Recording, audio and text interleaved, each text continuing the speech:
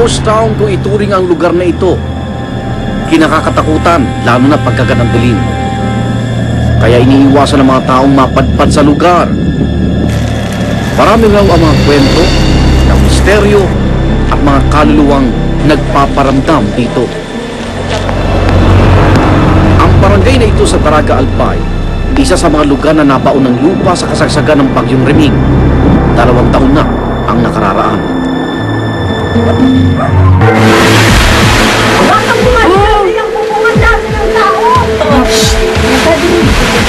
Ayan o, nabukas na yung bahay.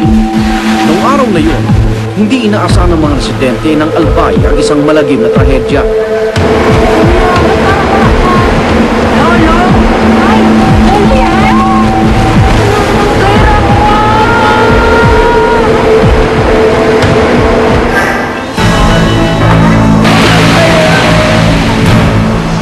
Marami sa mga nakatira sa paligid ng Bulkang Mayon, hindi na natakasan ng biglaang pagragasa ng putik at malalaking bato.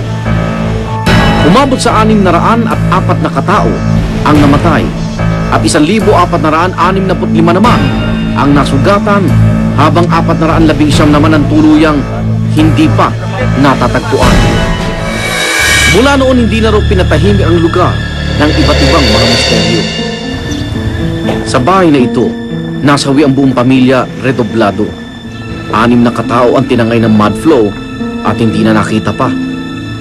Ilang araw matapos ang trahedya, nagsimula na raw ang kababalaghan sa bahay na guho. Naririnig ko mayroon naglalakad. Di ngayon sa ano ko naman, bumabangon ako, tinitingnan ko, sinisilip ko.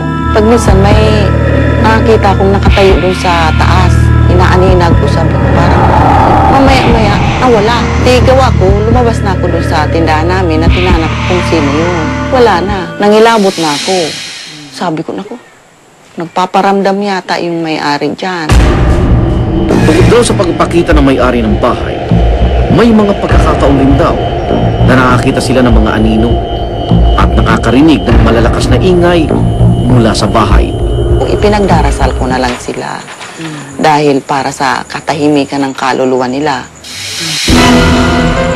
Ang kapitbahay niyang si Aling Salvacion may hindi rin maipaliwanag na karanasan. Dapit hapon noon, habang namimita siya ng tanim na gulay, nang makarinig siya ng mga daing na bata na humihingi ng tulong. Noong una, hindi niya ito pinansin. Nag-ano ako, ginanon ako dito sa ulo ko. Hindi ako nakagalaw agad. Para akong natulala noon. Kinaya ko lang yung takot. Sabi ko, wag na lang akong sabi ko, wala na naman umalis na. Sagyanan lang niya ako sa ulo, pag ganon. Takot na takot nga ako noon Inakala niyang doon na matatapos ang makapanindig balahibo niyang karanasan. Pero nang sumapit ang gabi, muli pa itong nasundan. Tapos nasa lubong ko, sabi ko, saan ba mapunta yung dalaga? Gabi na, mahaba yung buhok niya. Nagkayoko siya, malungkot siya. Tapos yung paglingon ko, wala na siya. Marami kasing namatay doon nung mangyaring ang Bagyong Reming, may humingi pa ng tulong sa amin. Ang bahay na ito sa barangay Malupago, nababahaltri ng misteryo. At dahil sa takot na naranasan ng mga may-ari, nagdesisyon silang lisanin na ang bahay. Parang may naglalakad na parang tao sa paligid ng bahay. Gabi-gabi na narinig yung kadena naman na parang hinihila siya. Ikot dun sa bahay, sa likod. Pagpasok mo pala sa pinto o sa bahay, parang kinakabahan ka, tumatay yung balahibo mo. Ang kinatitirikan raw kasi ng kanilang bahay, nasa tabi ng ilog kung saan marami ang inanod at namatay noong kasagsagan ng mud flow. Kaya pininiwalaan nilang mga hindi matahimik na kaluluwa ang nagpaparamdam sa kanila. Sa ilalim naman ng punong ito sa barangay Patang sa Legazpi City, inipon ang may higit 50 bangkay na inanod papunta sa dagat. Kaya hindi na rin daw nakapagtataka kung nagpaparamdam ang mga multo sa kanilang lugar. Nagpo-prosesyon sila, maingay. Marami, bata, matanda, ugod-ugod na. Parang humingi sila tulong, nagdadasal sila, na sana tulungan. Nawawala bigla. Sa una talaga, grabing takot. May mga ano na kami, trauma yung mga anak ko.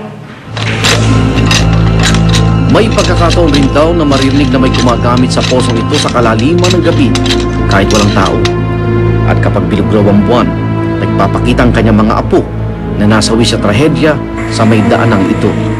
Nagpapakita sa amin, tumatawag sa mama, "Mama, tulong!" Umiiyak sila.